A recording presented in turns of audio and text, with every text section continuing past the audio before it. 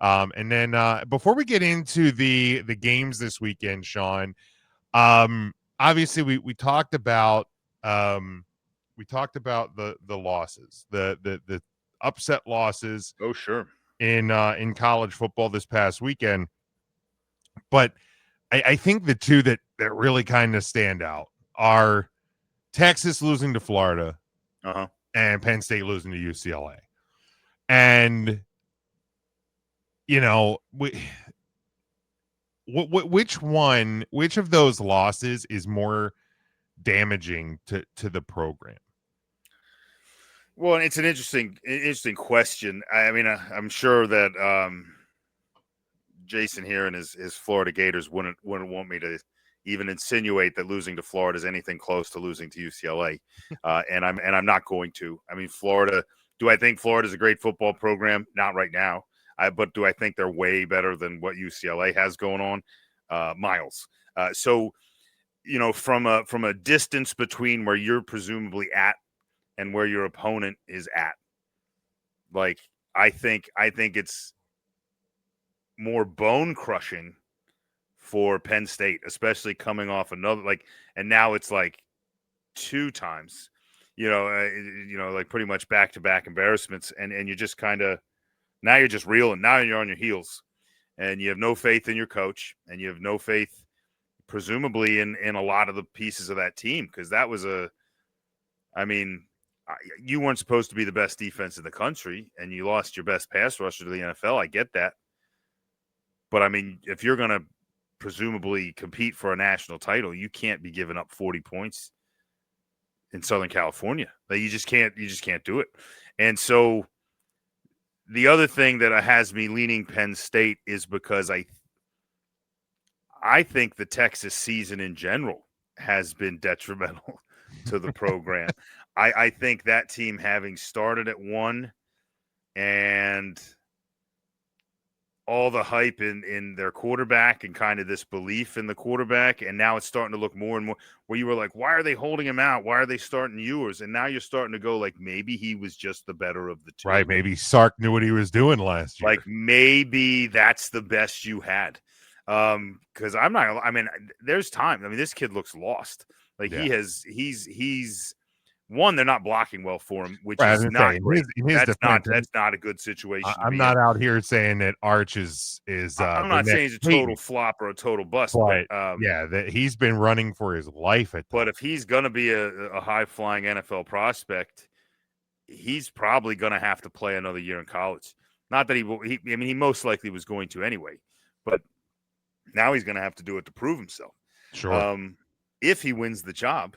And probably do it somewhere other than Texas, if we're being honest. He might need to go to a change of scenery, but I think just his play and the line play and just it's just kind of felt continuously disappointing, even though they've won some games and like they were still in the picture record wise, and obviously if you run the table things. But I think belief in running the table wasn't as strong. I think the belief in Happy Valley was that despite the first stumble, that they were going to be fine.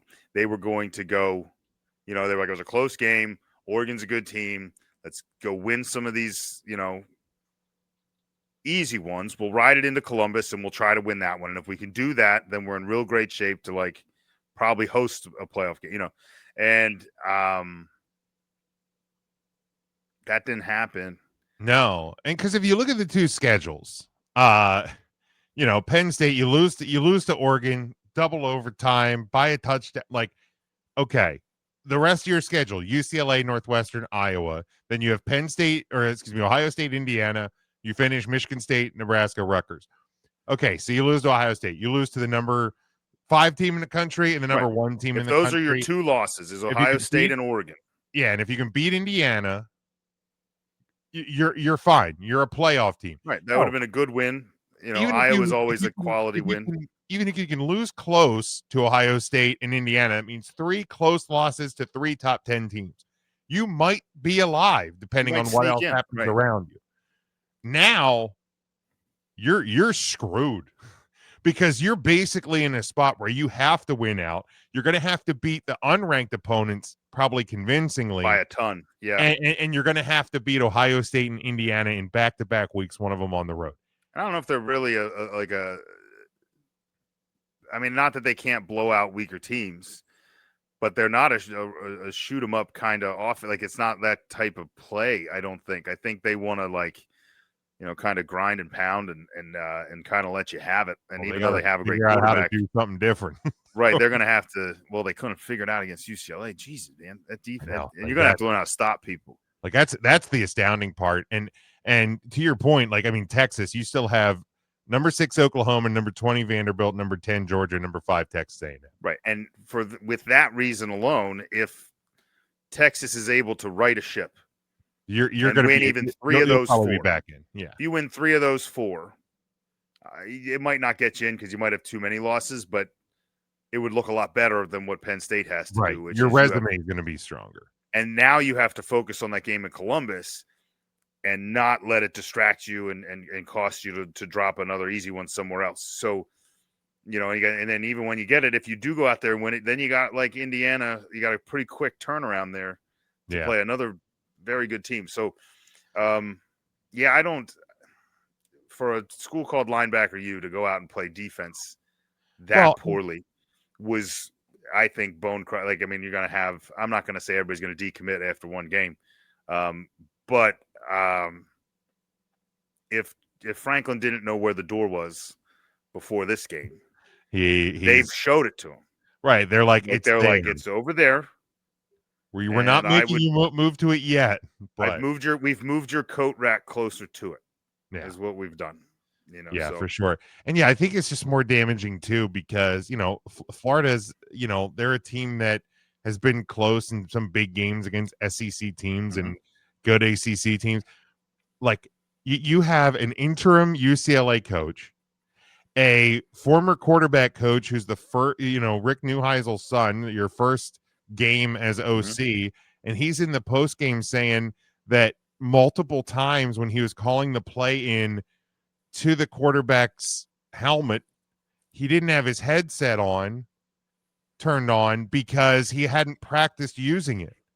So you literally got dropped 40 points dropped on you by a team whose offensive coordinator wasn't communicating plays into the quarterback. So what, the kid was just calling his own plays? I guess. Where they were using hand signals. Like, was there someone on the sidelines like, just do something? This? But yeah, like he said in the post, he's like, multiple times I didn't have my microphone turned on. Okay, well, first of all, you don't need to tell everyone that. I think that's what I think you do. I think that makes it look even better. What does it matter to them? They just beat Penn State. They just pummeled them. Be like, let me tell you how embarrassing this really is for you. Hey, you want to know what's really bad? If you're Penn State, quarterback didn't get half the plays called into him. He didn't even have a play. He just said go. He just snapped the ball and went off instinct. Run around and get open. Maybe that helped. Maybe this wasn't on film. That guy. Yeah, it's and for Penn State, I mean, Franklin's been there. Like, every time the guy cuts, it's right next to the Gatorade cooler. That's run to the Gatorade cooler, cut. Franklin's been there over a decade. One Big Ten title.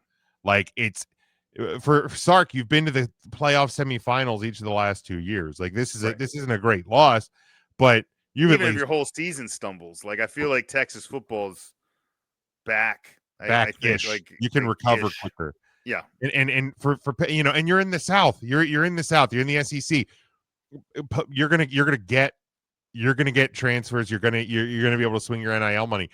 For Penn State, you kind of have a big problem now because you're falling. You're in a terrible climate, and Ohio State is the top of the game right now. And they already steal a lot of recruits from you. Exactly. Notre Dame is, they lost to Ohio State in the national title game last year and is all of a sudden clicking. And Michigan is playing good football and has a young core. So you have a problem if you're Penn State. You really do. So I think that loss definitely hurts them. That's your worst. More than it hurts the Texas Longhorns. But Sean, let's jump into the games. We have 3 games featuring top 25 opponents facing off against one another this weekend, and we will start Saturday, big noon on Fox. It is those Number 1, Ohio State Buckeyes. They are 5-0, a 14.5 road favorite at number 17, Illinois, who is 5-1. Your over-under on this one is 50.5. Yeah, I think with this one, I went against Illinois a few weeks ago in an Indiana game. You and I both were very pro Illinois, very anti Indiana, and that one came against me. So I'm going to try not to talk bad on Illinois. They've obviously done some great things since, and they look like a very good football program. Unfortunately, they're playing a program that looks far better than very good. This program is just performing at the elite level. And while I think Illinois is probably going to hang up some points and is going to put up a fight, especially at home, I think that gives them maybe some early energy. Maybe they have some trickery. Maybe they've changed some play. They've been saving some stuff for this game. So I wouldn't be surprised if they come out and score points early. But I think push comes to shove in the second half, and guys start getting winded. Illinois is going to have a lot more of those winded guys than Ohio State's going to have. And I think Ohio State, 14.5, such a big number, though. Give me the Buckeyes. I think it's a pretty close number. I wouldn't touch it. I think it's going to, if they cover, it's going to be like a 10 or 7 point. And it's like it's be within one score, that 14. I feel like Ohio State's going to push it. I think they're going to get to like a turnover late when a team's trying to force something at home. So give me Ohio State, and I think the over's your safer bet in this game. Yeah, I think the over is a safe bet if you're playing this one. Look, I watched Illinois in their game against real competition against Indiana, and they didn't have a pulse. It doesn't matter to me that they're at home. I think Ohio State's just infinitely better. I hate saying it because I hate them, but Ohio State's they're starting to hit a stride. So I think they covered this number. Maybe by only about 3 points or so, but I think they do it. But I would take the over if I'd be touching it. Devin has Ohio State and the under. So let's move then to the SEC, but we stay at noon. This one on ABC. It is number 8 Alabama. They are 4-1 and a 3-point road favorite. Alabama. They are at number 14 Missouri, who is 5-0. Your over/under on this one, Sean, 51.5. Well, I personally think this is your game of the week. Yeah. I think that this is two very good football programs. I think Missouri is not as well known. Obviously, Alabama's doing a lot of it in the forefront against some real good teams. That win over Georgia made it real evident just how good that program's playing. But Missouri is just quietly playing good defense, which is something we have not seen typically out of a Missouri team. They're not just an outscore you team. They got two good pass rushers. I think they're going to try to get some pressure on them. Now, probably one of the bigger offensive lines they've played. But with success to this point, I mean, they're obviously 5-0 and 14th in the country for a reason. They're going to come out pretty fired up at home too. I think that's going to be an electric day.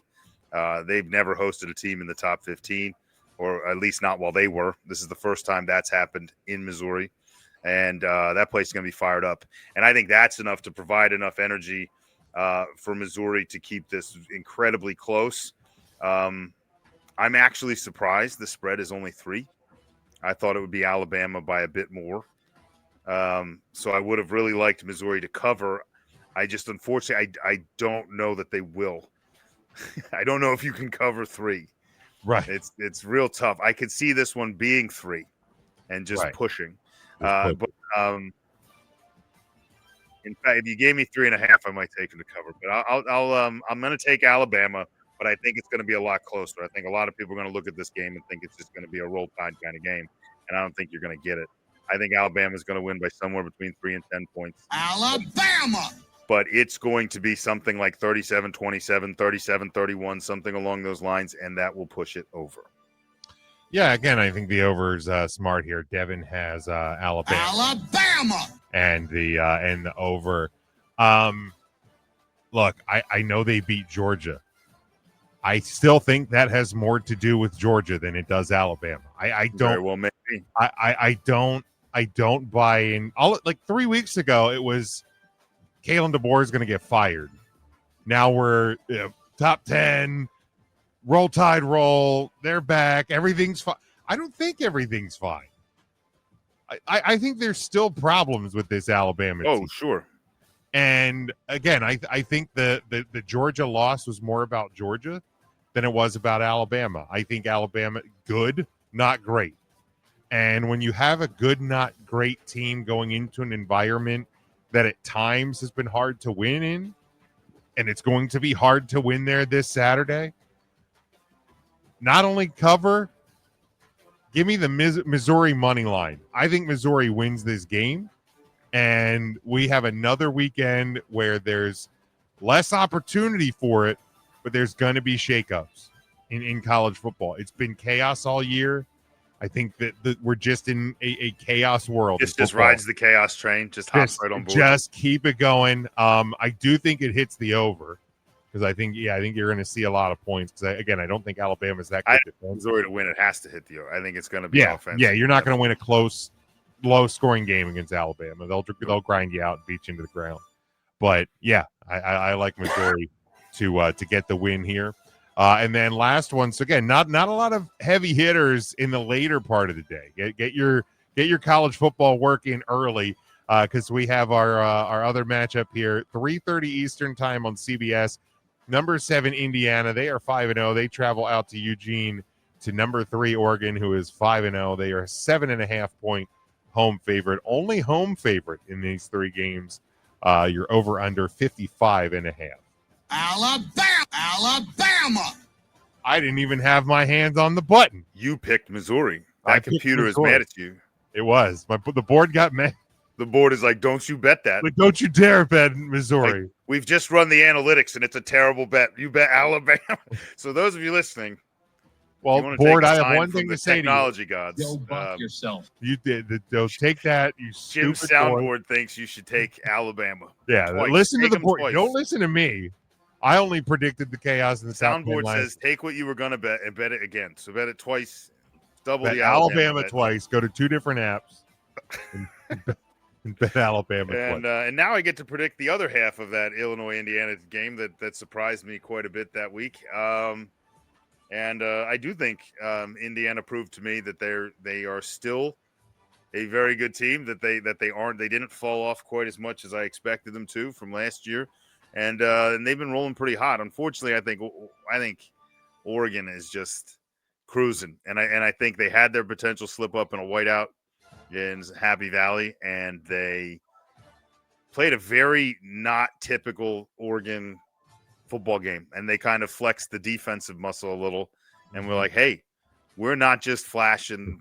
We can make a stop. Yeah, we can stop you, and good luck stopping us. And I think that's ultimately what this case is going to be, is like they're going to stop Indiana a lot more than Indiana is going to stop them. I don't think this 7.5 number is high enough, so I'm going to take the Ducks to cover 7.5. Just cruise right through on this one. Give me the Ducks by double digits probably, and this is our highest over-under of the week. I've taken over twice. What attack is that, Jack? Hell with it. Let's do it again. Let's take the over on this one as well. Mostly Oregon points, but we'll go ahead and I'm going to presume Oregon scores maybe 35, so that means they only got to score 20 over there in Indiana. So let's do that. I mean, Indiana put up 60 on Illinois, so like this is an offense that can score. Obviously, so is Oregon. So again, yeah. Under 100 points. Yeah, I think the it's not whether the over under. It was not whether the over is going to be hit. It's when, and like, does it get hit before halftime? Like that's mid third quarter. That's the real question. It's like when, if you're getting a beer at the end of halftime and you're late getting back, you might miss the over. Yeah, right? You might. So plan accordingly if you're in Eugene. But yeah, look, Oregon. Better than they were last year. So is Indiana at that account. But I just don't think it's going to be good enough. I don't think it's much over the 7.5, but I do think Oregon wins probably by about 10 points or so. So I'm going to take them to cover. And yeah, like I said, the over as well. Devin has quack, quack, motherfucker. and the over. So a lot of agreements here with me and Missouri being the only kind of the lone standout on real what's differing different. opinion I there. don't know if I like being this even with Devin. It's a dangerous game to play. Sometimes it just happens. We'll see if we stay on that road here as we move to the NFL.